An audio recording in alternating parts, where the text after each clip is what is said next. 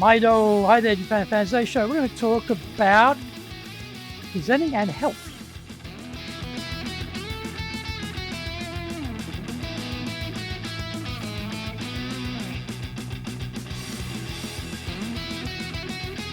Present Master Shimasho.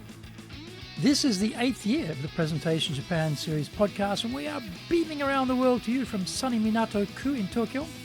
I'm your host, Dr. Greg Story, Dale Carnegie Tokyo franchise owner, the president of Dale Carnegie Tokyo Training, and the 3-time best-selling author of Japan Sales Mastery, which is Zaegyo in Japanese, Japan Business Mastery, and Japan Presentations Mastery, or in Japanese, Anata Present no Tachijin. My other books include Stop Wasting Money on Training, which in Japanese is Training de Okane o Muda ni suru no wa yamimashou. And my just released new book is Japan Leadership Mastery, and all are available on Amazon. Through this podcast, I want to help you become a better speaker to be 1, clear, 2, confident, 3, persuasive, 4, highly influential with those around you.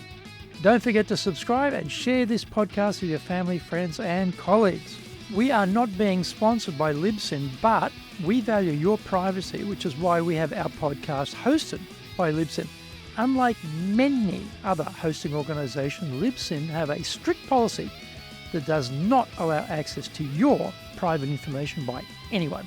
Here is our daily podcast lineup on Apple Podcasts. Mondays, the Cutting Edge Japan Business Show podcast. Tuesday, the Presentations Japan series, and every second Tuesday, the Business Tachijin no Oshie show.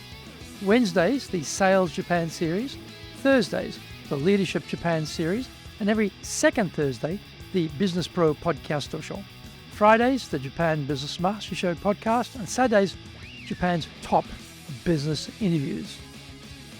Now, this is episode number 397. Today we're talking about, should we present in Japan when we are not in good health? Joe Biden gave a disastrous debate performance. His team floated the idea that he had a cold, and that was why his voice sounded so weak and soft. There was also talk that his prior busy international schedule had also taken a toll on him. Should he have gone on with the debate?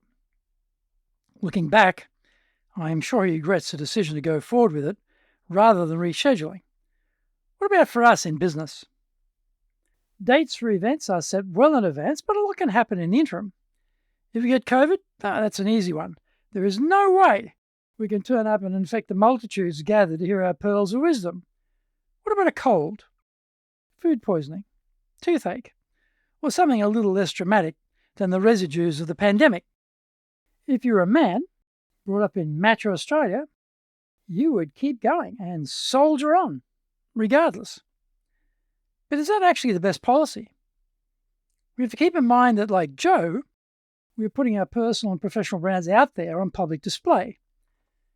Does anyone seriously forgive Joe for his shambolic presentation simply because he had a cold or a flight back from Italy? I doubt it. We judge what we see in front of us, and we're all so sceptical and unforgiving today. We quickly jump to conclusions, and we have no tolerance for underperformance or time for excuses. It's tough in Japan because the number of occasions we may have the opportunity to give a talk are relatively limited, even if you speak fluent Japanese. We may not want to miss the chance to speak. The organisers will expect you to turn up and deliver, and we will feel obliged to make sure that the show goes on regardless of how bad we are feeling. Often, the organisers in Japan are not expecting fireworks with the talk.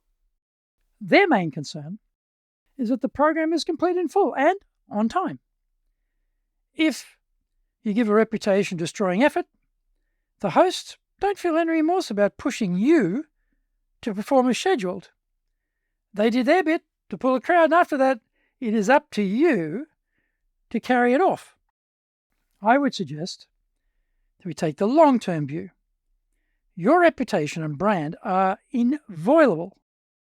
Once you create doubt about your professional competence, it is hard to win it back. That is what Joe Biden is finding. He cannot mount enough capability to overcome the train wreck. By the time this podcast gets released, he may be out entirely. Bad news moves at a fast clip, and good news travels along on the saddle of a sloth. Find out more. We come back from the break. Our show today is brought to you by our public courses, but we also do custom in-house programs. We do them in Japanese, we do them in English, we do them in our super safe classroom, and we do them live online. Today's show is being brought to you by, on the 12th and 13th of September, our High Impact Presentations course. On the 13th of September, we'll also do our Dale Carnegie course 12-week version. Our website is www.dale-carnegie.co.jp. Email me at greg.story@dalecarnegie.com. If you like learning by watching videos, then we have over 2,300 there for you at Tokyo, Japan, Dale Carnegie TV on YouTube. We release 3 shows every week on YouTube. The Cutting Edge Japan Business Show, that's the premier business show in Japan, every Monday Tokyo time. Fridays we have the Japan Business Mastery Show, and on Saturdays we release Japan's top business interviews, where I interview leaders from SMEs right up to the corporate captains of industry on one topic, leading in Japan. Now, every second Thursday we release the Business Pro television show. Don't forget to grab my business best-selling books on Japan on Amazon.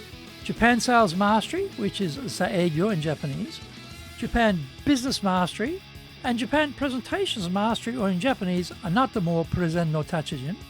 My other books include Stop Wasting Money on Training, which in Japanese is Training de Okane o Muri Suru wa Yamemashou, and my just released new book is Japan Leadership Mastery, and all are available on Amazon. Welcome back. We may compromise our relationship with the event organizers, but in most cases we are speaking for no pay and just for glory. If Joe had said, "I am unwell and can't debate on this particular date," then the whole thing would have been rescheduled, despite the inconvenience to everyone. After a day of headlines, everyone would have forgotten about it and would be focused on the new date. Hardly anyone will remember that you cancelled your talk. However, everyone there watching will remember you were a disaster or were fundamentally unimpressive. And that is precisely what they will say about you when your name comes. "Oh yeah, I saw him speak once. It was dreadful." Is that really the legacy you want to haul around as we move through this business life? Making excuses doesn't go down well either once you do turn up. Telling the crowd at the start, that you feel unwell, gets no sympathy vote whatsoever. Everyone expects you to be on top of your game, and any excuse is seen as whining, weak, and pointless. Japanese speakers do this a lot. They start off their talk by informing us they are a terrible speaker, or have a cold, or didn't have enough time to properly prepare the talk.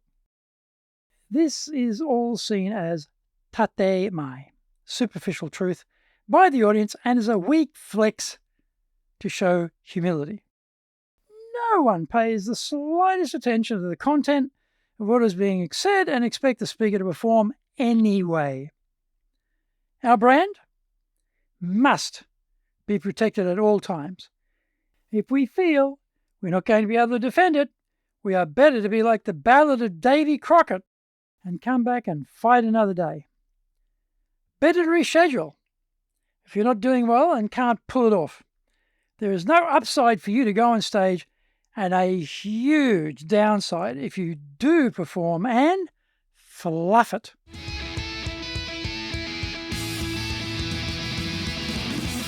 Did you get value from today's show? If you did, then share the love around with your family, friends, and colleagues. Don't forget to subscribe and share this podcast. Until the next episode, go out there and apply the learnings from today and become a presentations legend amongst your circle. Thank you for joining me, and please tune in next week. Remember, I'm in your corner, your go-to guy for soft skills training in Tokyo, committed to your success here in Nippon.